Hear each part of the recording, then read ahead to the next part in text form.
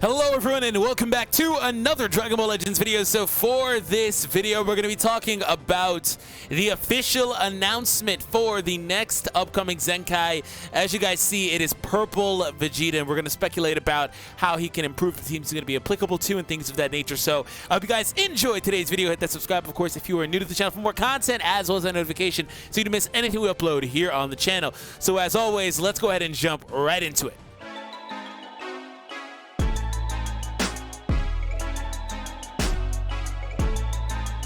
So I want to start off with what they're talking about here for Vegeta. They do say, and this is a unit, by the way, correct me if I'm mistaken, I think Vegeta might be the first Zenkai character that actually got a balance change. You know, the traditional buffing system.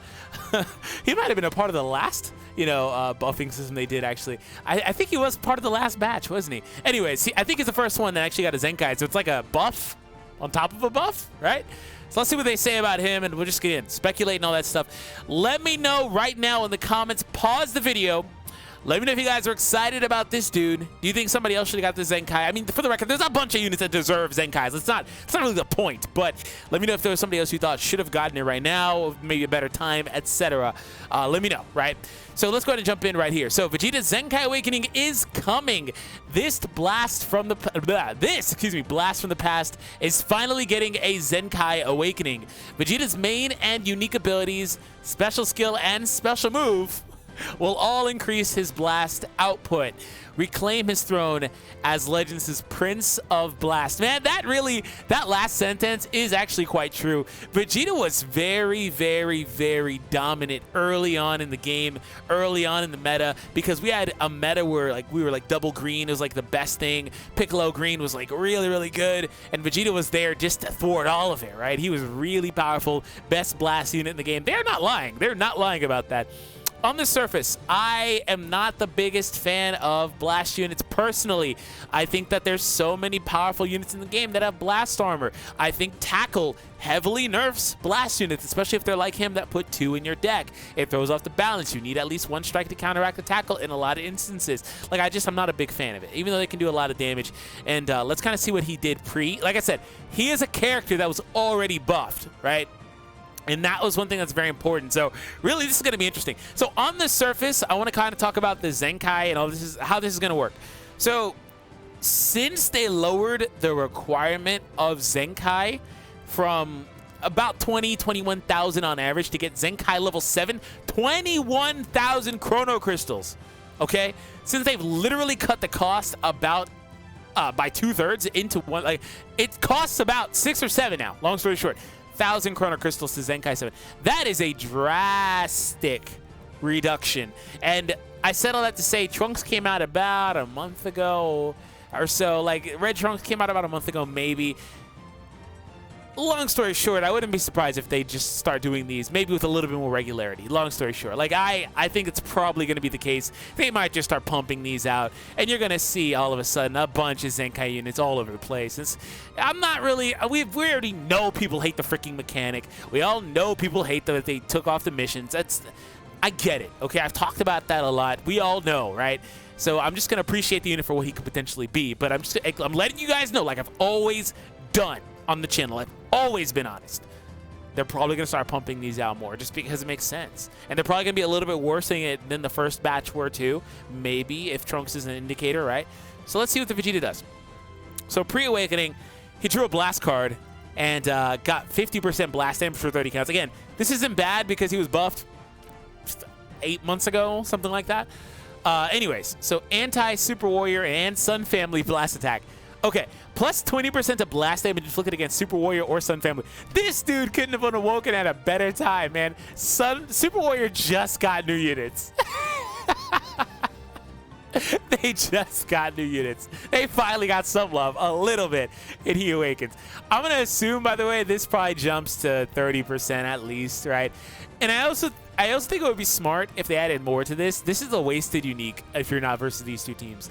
It's really wasted, right? So they need to add more to this. It doesn't have to be more tags, but just something else. Say plus 20% to damage against those tags and get this or that, right? There are a lot of uniques that are similar to this. I think Golden Frieza has one similar to that, where it's like, oh, damage to Saiyans as part of it. It's technically an anti-Saiyan unique, but it's not, right? So yeah, right here. It's anti-Saiyans 30%, just general damage as well, not even blast damage specific. And then on top of that, even further stuff. The Vegeta needs stuff like that. Whether it's debuffs or whatever, he needs something like that. So he also has this mechanic where he's really good from the battle start. So let's see, -5 to own blast arts cost. Oh no, excuse me, he has the ramp up one. Never mind, not the beginning. He slowly gets into it. -5 to blast arts cost once 15 counts have elapsed, and then plus 30% to damage inflicted once 30 counts have elapsed. Again, he needs more here. If they want to, they're going to buff these, and they're going to even add on 2 uniques, really. So if in some way, shape, or form, he picks up the ability to also get, like, key restoration, not even just key restoration speed, but he can just get, like, when he enters the battlefield, a flat, like, key restoration, similar to, like, Green SS4 Goku. You can build him something like that. Also give him stacking buffs, like where he uses arts cards, give him more buffs, like things like that. It can be really helpful for him. So his blast card's okay, obviously, just regular impact, no effects.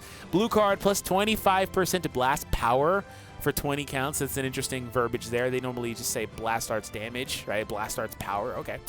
I wonder if that actually means anything different. Let me know if you guys know. I don't know, but power stat is literally the damage. So like I don't know if it means anything different. So let me know.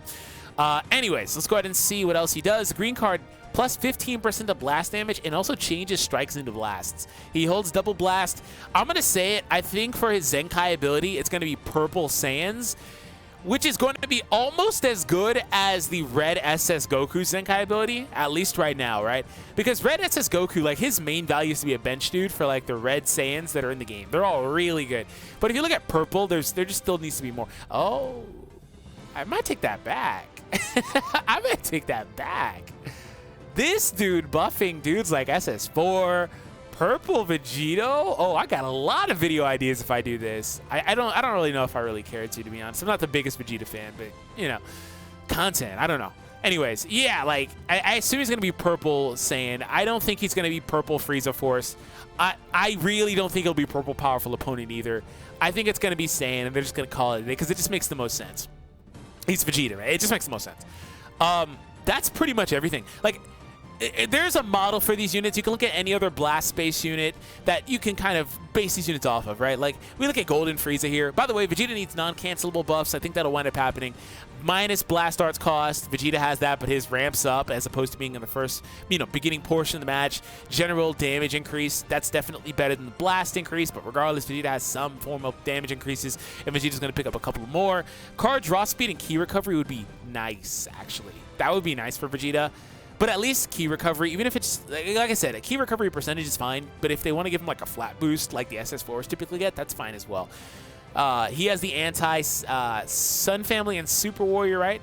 So that's fine as well. But debuffs are really cool too. Like, if you think about the actual Saiyan team and what they would need more of, I don't really think this is a team that's like interesting because, like I said, I'm going to focus on this team because I think this is where he's going to be. Then we're going to also kind of take a look at Frieza Force before we exit out the video. I don't really think they really needed too much, but what I will say is they did need a new purple actual Saiyan buffer. The only downside is I can't think of anybody better to give it to than SS3 Goku. And I'm not just saying this because I like SS3 or, Raiden's my friend or anything like that. He just made the most sense to me. He has a double buffing Z ability post 6-star anyway.